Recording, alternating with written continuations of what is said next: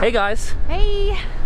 We're in Santa Fe. As you can tell, it is absolutely freezing and the wind is wicked. But we're here in the city square. We're gonna ask some people what they do on their last day in Santa Fe. Woo. We are in the city center and down the plaza, and there are so many different shops here and so many different restaurants and so many different people. Our first stop in the plaza was Chocolat en la Plaza. If it was your last day in Santa Fe, what would you do? I would see Meow Wolf and take a nap. Meow Wolf and take a nap. So what is Meow Wolf? Meow Wolf is like an interactive art exhibit. So you go in there and you're supposed to figure out what happened to this missing family. Okay. So I won't say too much, but it's really, really fun. That sounds awesome. Yeah. It's almost like an escape room, kind of, in a way? Kind of. It's more difficult than an escape room, okay. I would say. Okay. And what about you? What would you do on your last day in Santa Fe? I think I'd climb up to Attribution Peak and hang out up there. Where is that? It's one of our tallest peaks here that you can hike to, and it's a very radical, vertical, steep climb, right? Okay. Back in the day, I used to beat my son up that peak. That's a good peak. It's there. Now he leaves me behind by at least a half a mile. But it's so gorgeous up there. It's called Attribution Peak. Attribution translates back into Watchtower. Okay. Okay. But every time I hike up there, I just think of my ancestors when they were here with the conquistadores and the pioneers and the colonists, right? And they're up there and they're just looking on. It's so vast and so beautiful, and just like, and that's what I think about when I'm up there. That's awesome. Well, we've got to make sure to make it up there. It was so good to meet you guys, and thank you so much for helping us out for last day in Santa Fe. All right, so we are here at La Fonda, and it is a hotel here in Santa Fe, and we are here with, and your name, sir? My name is Felix. Felix, so good to meet you. Good to meet you. So what would you do on your last day in Santa Fe? Okay, so on the last day in Santa Fe, I would probably get up nice and early in the morning, and I would probably make sure that I had eaten at least one of the best New Mexican restaurants. And what is that? So some of the restaurants that are really, really cool to just out of the plaza are Tia Sofia's, which is great New Mexican food. New Mexican food is very different than Mexican food, so a lot of people don't understand that it's more Native American inspired. So that's kind of a neat thing to start off in the morning. Either that, or you could go to Café Pasqual's, which is a James Beard award-winning restaurant that really, really does a great job with New Mexico fusion food. Okay. So, either in-your-face New Mexican food or maybe some fusion food, just to get something different and something to remember Santa Fe by. Sure. And maybe go out to the Palace of the Governor, which is the oldest functioning government building in America. Wow. And inside of that, they've got a great history museum, one of the best history museums in the country. So if you've been going out and you haven't gone to any of the museums, I would go there, because that's going to give you the history of how not only Santa Fe was created, but how the West was created. And then maybe I would take a ride over to Bandelier National Monument, which is a 1,000-year-old ruin, which is you can climb into the caves where these guys used to live. Wow. You can explore San Ildefonso Pueblo, which is the original people that came from San Ildefonso, but it's still their land, and they've got a modern pueblo also. So you can see how they live today and how they lived 1,000 years ago. Go to a place, to the New Mexico Museum of Art. So Santa Fe's the second largest art market in America. So there's New York, and then there's Santa Fe, and then there's Los Angeles. Oh my goodness. So that little museum right there is a really beautiful museum, and it's small. So in an hour you can really see how Santa Fe became the cultural center of this part of the country. Make room for maybe one more meal. Yeah. And maybe I would go to Sazon or Geronimo's. So those two are considered some of the two best restaurants in America, not just Santa Fe. So Geronimo's is considered one of the top 10 best American contemporary cuisine restaurants. They call it eclectic fusion. Sure. Brilliant place. And maybe, or if not that, go to Sazon. Sazon specializes in tequila, mezcal, and sotol, and they're considered one of the top 3 best new restaurants in America. Wow. And they have Latin fusion food, like leaving Santa Fe and eating at the most expensive, most beautiful restaurant in Mexico City. And then maybe I would find a sunset. Yeah. And then maybe I would fly out to Albuquerque or go Well, that sounds like quite a day. Good morning. So yesterday we got so many suggestions on what to do in our last day. We put together a list ready to take you with us. You ready for your last day in Santa Fe? Absolutely. Here we go. Alright guys, so we're just waiting for our table at Cafe Pasqual's. That was one of Felix's suggestions from yesterday, so we're gonna take him up on it. Yep, it's a New Mexico restaurant with Native American influences. Should be good.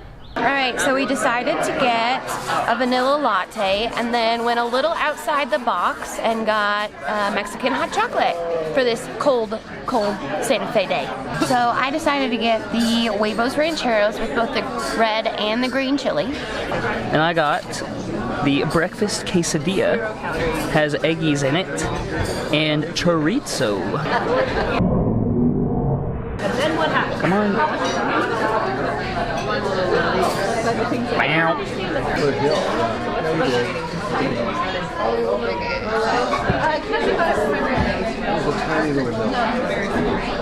Okay.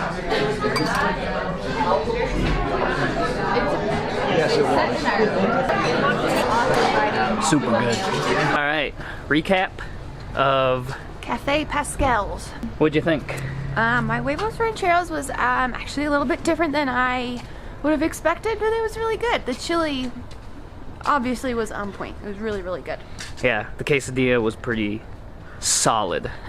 Out of 10, I'll go 7.5. What would you go? I was gonna say a 7. There you go. Cafe Pasqual's, New Mexico cuisine with a Native American influence. On to the next place. Second stop. Meow Wolf. Meow Wolf. I have heard so many things about this place. We are just walking up into the parking lot and it is packed. And they've got these great big statues of everything. It's gonna be crazy. Let's see if it lives up to the hype.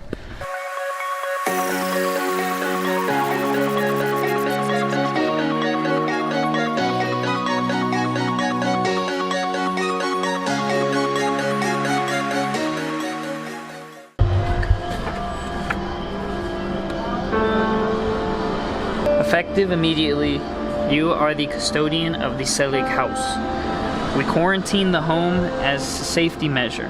The event that occurred here would have destroyed the house's universe of origin had we not acted quickly. The house was initially located in Mendocino, California. It was the site of a disaster, a complete breakdown of the laws that keep the multiverse orderly and safe. The family who lived here were creatures of the anomaly, and we suspect that they were the cause. After the event, the memories and emotions of the family were made manifest. These pocket dimensions cling to the house like parasites, and for the time being we are unable to sever them from proper reality. Keep the house safe, prevent it from collapsing further into chaos. Search the home for information about the cause of the disaster and report back to us. You should start by familiarizing yourself with the day of the event. There's a newspaper in the kitchen.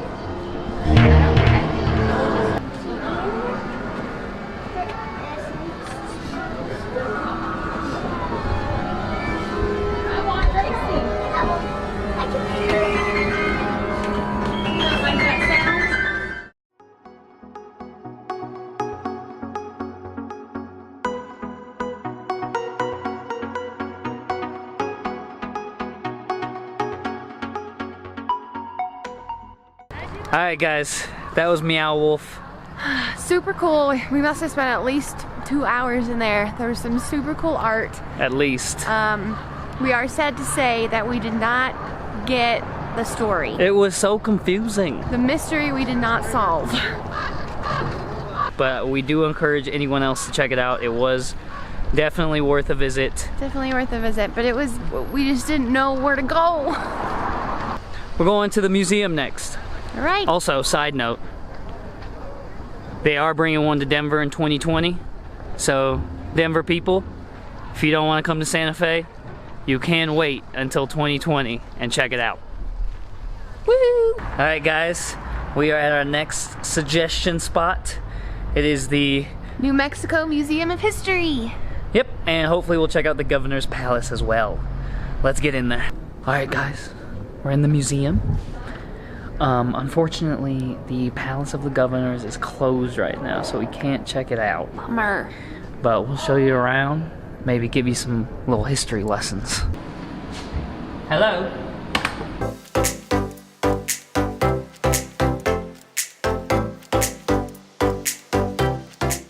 In 1943, New Mexico held what was perhaps the most tightly guarded secret in the nation's history. Strangers and their families poured into Santa Fe, then disappeared. Local residents were no longer allowed up on the Pajarito Plateau, northwest of the city.